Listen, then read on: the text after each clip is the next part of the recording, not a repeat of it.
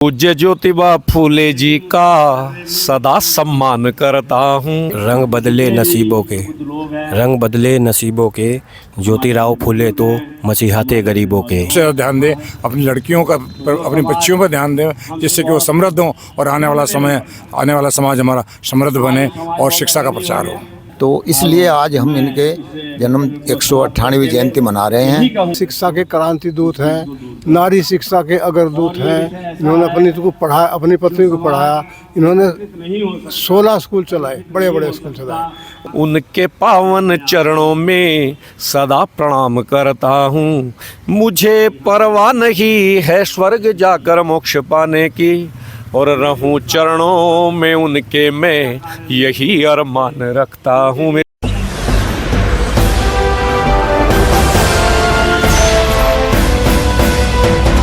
नमस्ते, अपडेट रुड़की में आपका स्वागत है। मैं हूं राम कुमार चौहान। आज हम हैं नंद विहार कॉलोनी में। यहाँ नंद विहार में ऑल इंडिया सैनिक सभा के द्वारा जो आज महात्मा ज्योतिबा फूले जयंती है वो मनाई जा रही है।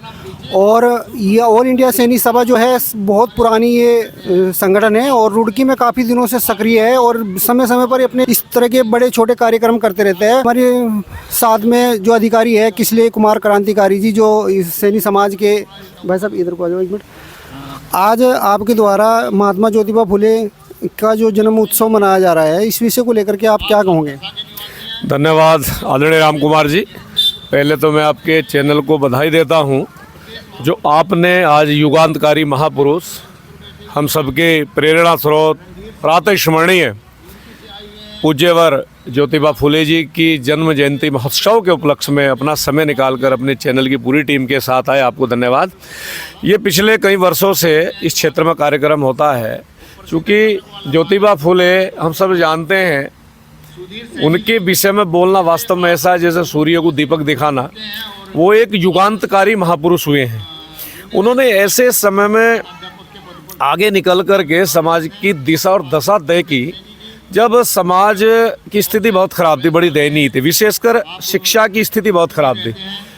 तो शिक्षा के प्रति उन्होंने सर्व समाज को जगाया, संपूर्ण समाज का मार्गदर्शन किया और उन्होंने कहा कि शिक्षा ये वास्तव में सबसे बड़ा शस्त्र है। हम शिक्षा के माध्यम से जो भी चाहते हैं वो परिवर्तन कर सकते हैं।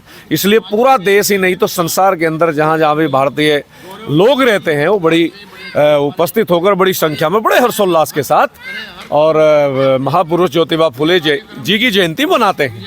राम कुमार जी। किसले जी, आप तो शिक्षक भी हो और आप तो भली भांति जानते हो जो महात्मा ज्योतिबा फूले जी हैं, उन्होंने कई सारी किताब भी लिखी और समाज सुधारक रहे बहुत बड़े। मगर आज वर्तमान में कितने लोग हैं वो सिर्फ जयंती तक सीमित है। उन्हें फॉलो करने वाले कितने लोग हैं, कितने लोग ऐसे हैं उनसे प्रेरित होकर किताब लिख रहे हैं, समाज में सुधार करने का कार्य कर रहे हैं। कितने लोग ऐसे हैं कि आप जानते हो जिन्हें? राम कुमार जी, बड़ा अच्छा प्रश्न किया आपने। देखो धीरे धीरे क्या होता है, कई बार समाज के अंदर निरस्ता भी आती है। तो समाज के अंदर निरस्ता नहीं आती, समाज के लोगों के अंदर कई बार निरस्ता आ जाती है। पर ये जो हमारे महापुरुष हैं, ये वास्तव में इनका इन्होंने जो काम किए हैं राम कुमार जी, वो वास्तव में हम लोगों के लिए एक नज़ीर बन जाते हैं और वो प्रेरणा बन जाती है, प्रेरणा के केंद्र बन जाते हैं उनके काम। और आगे आकर के जैसे आपने कहा कि उन्होंने पुस्तकें लिखी, गुलामगिरी एक पुस्तक उनकी है, सत्य शोधक समाज, ऐसी कई सारी उनकी पुस्तकें हैं। उन्होंने यही लिखा है कि भाई आप आगे आए, आगे आकर के अपने जो कर्तृत्व हैं, आपके जो काम हैं, अच्छे काम, उनके द्वारा आप समाज में उनका प्रचार कीजिए और समाज को लाभान्वित कीजिए। आज बहुत सारे लोग हैं, भाषण तो देते हैं वो, पर वास्तव में महापुरुष जो हमारे हैं, पूज्य महापुरुष, उनके पद चिन्हों पर चलते कितने हैं ये दूसरा विषय है। इसलिए इन जयंतियों के माध्यम से जो उत्सव होते हैं, उनके हम स्मृति दिवस मनाते हैं, तो कहीं ना कहीं उस दिन तो इकट्ठे होकर के हमारे समाज के लोग ये जनजागरण होता है कि भाई इन्होंने ये काम किए हैं, हम क्या कर सकते हैं। इसलिए जयंतियाँ मनाई जाती हैं। महापुरुषों के उनके जन्म दिवस के कार्यक्रम होते हैं, उन्हें हम स्मरण करते हैं, उनके स्मरण दिवस मनाए जाते हैं। तो निश्चित रूप से राम कुमार जी, इन कार्यक्रमों के माध्यम से बहुत बड़ा परिवर्तन आता है, लोगों के अंदर चेतना आती है, जागरूकता आती है। मुझे तो ऐसा लगता है कि ये कार्यक्रम जो मनाए जाते हैं सिर्फ राजनीति से प्रेरित होते हैं, अपने आप को चमकाने के लिए, अपना फोटो खिंचवाने के लिए मनाए जाते हैं। अच्छी बात है राम कुमार जी, पर ऐसा नहीं है। आप यहाँ देख सकते हैं, यहाँ कोई राजनीतिक व्यक्ति नहीं है। यहाँ कोई मंत्री नहीं है, कोई यहाँ विधायक नहीं है। हमारे जो माननीय मंत्री लोग हैं, माननीय विधायक लोग हैं, वो भी कार्यक्रमों में जाते हैं, तो कहीं ना कहीं उनकी भी मनसा रहती होगी हम अच्छा करें, पर आपने जैसा कहा ऐसा नहीं है।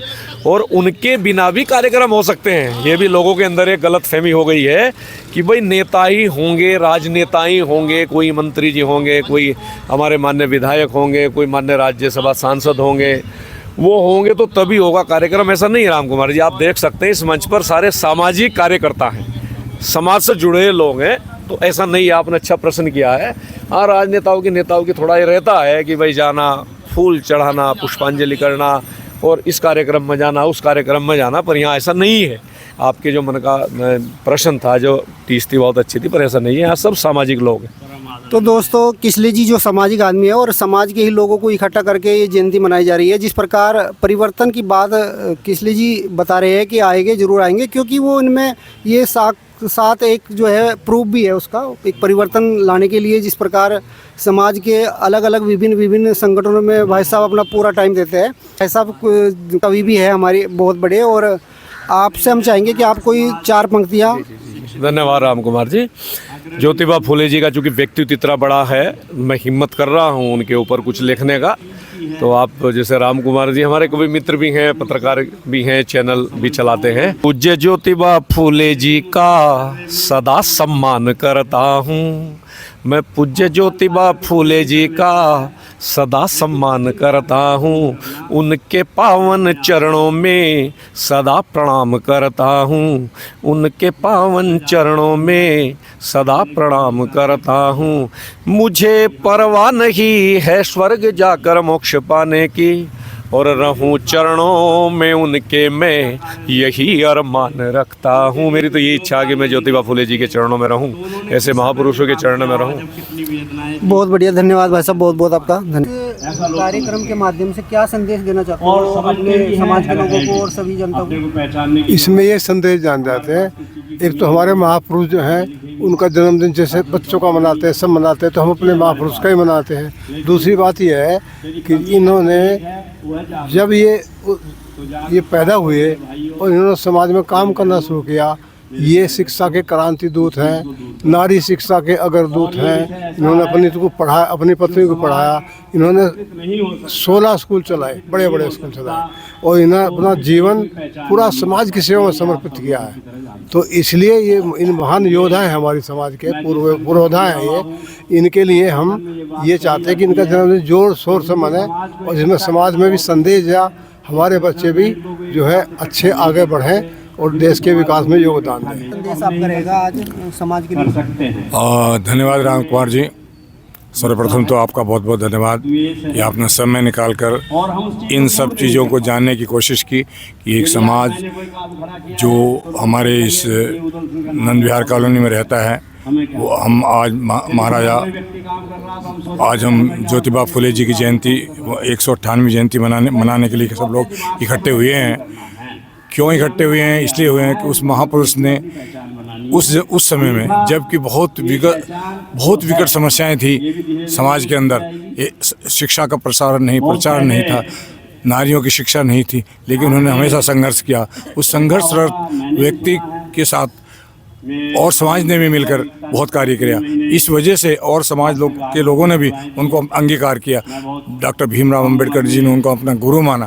गुरु मानते हुए वो उनके आदर्शों पर पूरे जीवन चलते रहे और हमेशा कहते रहे कि छुआछूत को दूर करना है और हमको समाज को समृद्ध बनाना है। आज भी हम उसी बात को कहते हैं कि हम अपने समाज को संगठित करें और सब एजुकेशन पे हम सबसे ज़्यादा ध्यान दें, अपनी लड़कियों का, अपनी बच्चियों पर ध्यान दें, जिससे कि वो समृद्ध हों और आने वाला समाज हमारा समृद्ध बने और शिक्षा का प्रचार हो। रंग बदले नसीबों के, ज्योतिराव फुले तो मसीहाते गरीबों के, ज्योतिराव फुले तो मसीहाते गरीबों के। हम उनका भजन कर लें, आओ उनका भजन कर लें, जिए पर हित फूले हम उनको नमन कर लें, जिए पर हित फूले हम उनको नमन कर लें। आप क्या कहोगे बाबू जी? जी, ये ऑल इंडिया सैनिक सभा रजिस्टर्ड के जो प्रांत उत्तराखंड के तत्वावधान में ये जन्मदिन मनाया जा रहा है। तो हमारा एक उद्देश्य रहता है कि जो रूढ़िवादिता फैली हुई है, अंधविश्वास फैला हुआ है, उसे दूर करें। शिक्षा का अपने समाज में, सर्व समाज में प्रचार प्रसार करें। राष्ट्रवाद को बढ़ावा दें। छोटी छोटी जातियों में या उसमें बंटने की कोशिश ना करें। और ये इन्होंने भी, इनका भी, ज्योतिबा फुले का भी यही एक उद्देश्य रहा है कि वो समरसता लाए समाज में और जो पाखंडवाद था उसको दूर किया जाए। इस तरह की शिक्षा पर इन्होंने बहुत जोर दिया। तो जो हमारे महापुरुष होते हैं वो पूजनीय तो वास्तव में होते ही हैं। तो इन्होंने चूँकि शिक्षा के क्षेत्र में क्रांति लाए हैं, ये से ध्यान दें, अपनी लड़कियों का, अपनी बच्चियों पर ध्यान दें, जिससे कि वो समृद्ध हों और आने वाला समाज हमारा समृद्ध बने और शिक्षा का प्रचार हो।